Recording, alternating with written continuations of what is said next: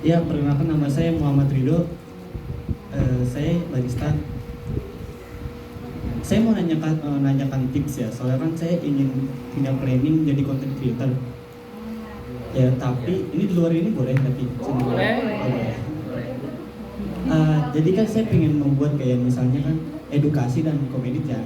Jadi kayak memberitahu bagaimana tunanetra melakukan sesuatu. Soalnya kan hal tabu. Contohnya saya masih ditanyakan itu bagaimana sih lu main HP. Nah, saya pengen memberitahu itu tapi dengan hal berbeda gitu. Branding. Nah, saya pengen menanyakan bagaimana sih tips-tips branding dalam sosial media zaman sekarang. Terima kasih. Untuk menjadi seorang content creator emang kita memerlukan yang namanya personal branding. Jujur saya saat ini sering banget ya melihat yang namanya konten-konten kreator yang bermunculan gitu kan. Apalagi kan sekarang udah zamannya sosial media tuh banyak banget platformnya ya, salah satunya kayak TikTok, di YouTube gitu loh, di Instagram juga. Nah, di sini tuh membuat masyarakat itu jadi berbondong-bondong, jadi ingin mencoba gitu menjadi seorang content creator. Nah, yang saya lihat, penglihatan saya gitu ya, dan juga yang saya sering temui gitu ya, menjadi seorang content creator itu memang memerlukan yang namanya konsistensi gitu ya. Kita harus membutuhkan konsisten agar orang-orang mau melihat konten yang sudah kita buat gitu. Misalnya kayak tadi masnya barista ya mas ya. Udah berapa lama mas kalau boleh tahu mas?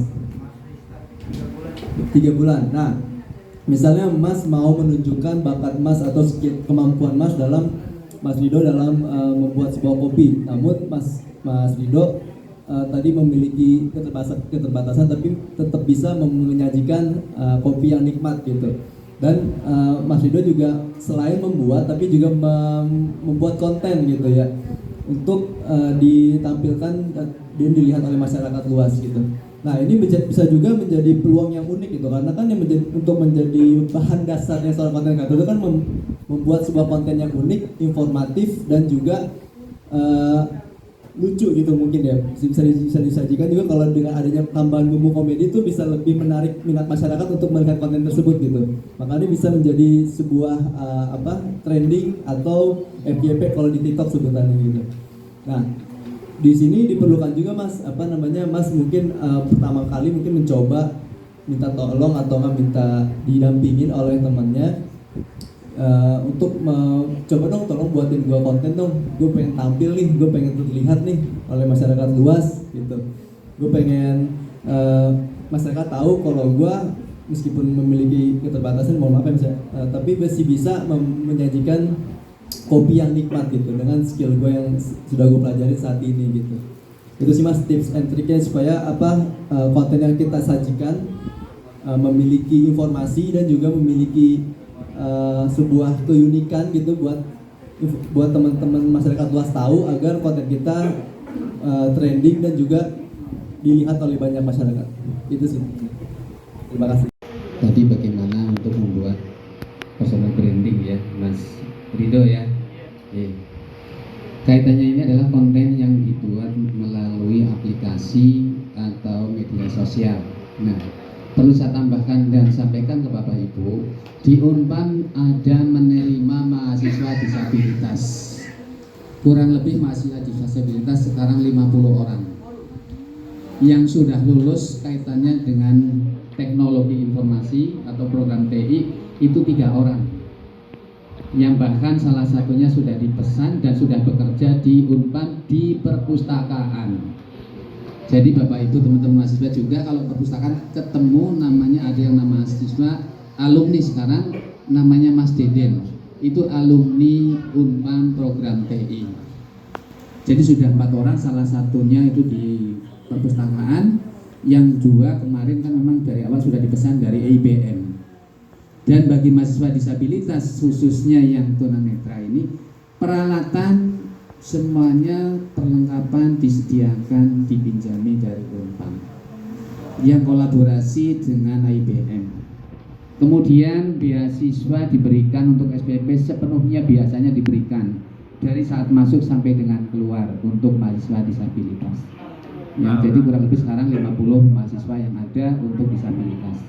Maka untuk belajar lebih nanti Mas Ridho sekiranya mau daftar kuliah di Unpad masuk, mudah-mudahan bisa diterima. Kalau sekarang minimal tingkat SLTA sudah dipegang di tangannya, jadi bisa ya.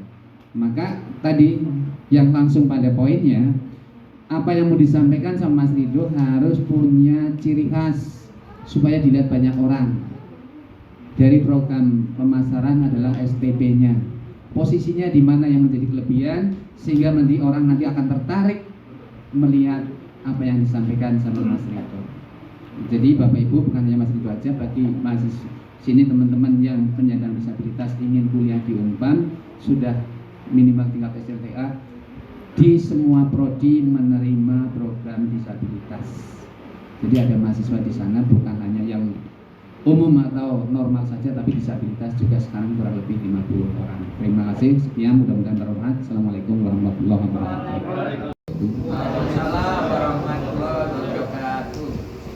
Tapi syukur kepada Allah Subhanahu wa taala, Tuhan yang Maha Kuasa. Alhamdulillah berkat rahmatnya kita semua diberikan berbagai kenikmatan, yang terjadi sehat, dan alhamdulillah pada kesempatan ini kita bisa hadir dalam 24 jam kuliah ini. Yang kami hormati Bapak Ibu yang berbahagia, dan juga untuk teman-teman pasca yang masih terima kasih telah mengundang kami.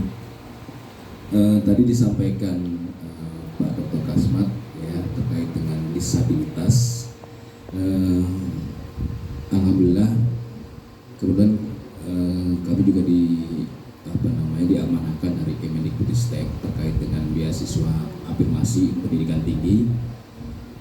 Alhamdulillah kemarin hasil seleksi kami sudah seleksi, usulan kami sudah kami penuhi, tapi kami belum masih dalam draft SK ya, mudah-mudahan SK sudah ditandatangani, tapi nama-namanya sudah ada karena kami mengambil dari data yang sudah menjadi Masfat 2022 ini Pak Sugiarto Pak Kasmat.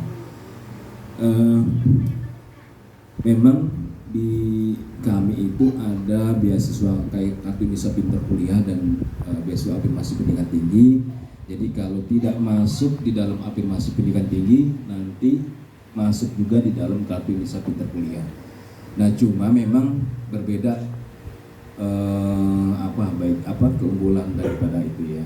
Kalau di afirmasi pendidikan tinggi, untuk yang mendapatkan itu keunggulan yang diterima adalah dibebaskan biaya pendidikan, kemudian diberikan biaya hidup sebesar 1.250.000 per bulannya. Itu nanti insya Allah untuk yang sudah mendaftar tahun ini ya. Kalau belum mendaftar silakan daftar tahun berikutnya ya. Atau tahun ini kami ada slot untuk KIP kuliah untuk anak-anak disabilitas, tapi mudah-mudahan masih ada kuotanya ya. Kalau ada silakan, bagi yang sudah mendaftar tapi ya mendaftar di KIP kuliah, nanti datanya tinggal kami tarik. Kemudian di samping biaya pendidikan, kemudian biaya hidup, ada biaya peralatan juga. Kami sediakan biaya peralatan maksimal 5 juta ya, tapi itu at cost ya. Misalnya kalau tunanetra apa kan datanya buku laptop itu pokoknya 5 juta ya. Kalau lebih nanti kampus yang bayar ya. Nah ini kesempatan yang baik, tapi kami tidak menyelot banyak-banyak karena memang keterbatasan kuota, karena ini sifatnya nasional. Insya Allah untuk Unpam tiap tahunnya ada ya, cuman